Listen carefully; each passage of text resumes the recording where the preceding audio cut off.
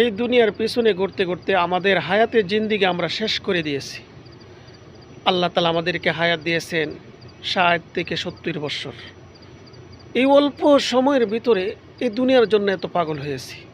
এই দুনিয়ার রং তামাশা, এই দুনিয়ার ঘর বাড়ি গাড়ি সব কিছুর জন্য পাগল হয়েছি, দেওয়ানা হয়ে গেছি। আরে ভাই, এই দুনিয়া তো আমাদের জন্য চিরকাল নয়। এই দুনিয়ার মধ্যে চিরকাল থাকতে পারবো না।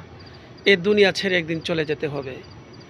এই দুনিয়া হচ্ছে ক্ষণস্থায়ী। কিছুদিনের জন্য আল্লাহ তাআলা আমাদেরকে পাঠিয়েছেন পরীক্ষা করার জন্য। কিসের পরীক্ষা? আল্লাহ তাআলা আমাদেরকে পাঠিয়েছেন আমাদের ঈমানের পরীক্ষা করার জন্য।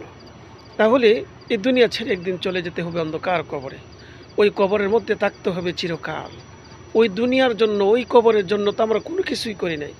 এই দুনিয়ার জন্য পাগল হয়েছি, ব্যস্ত হয়েছি।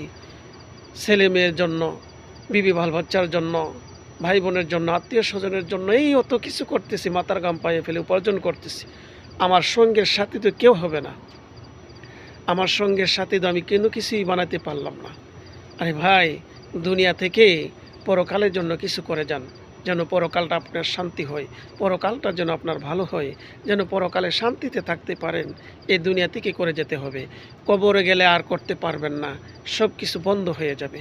এজন্যই যাওয়ার আগে এই দুনিয়া থেকে কবরের জন্য কিছু সামান নিয়ে যান।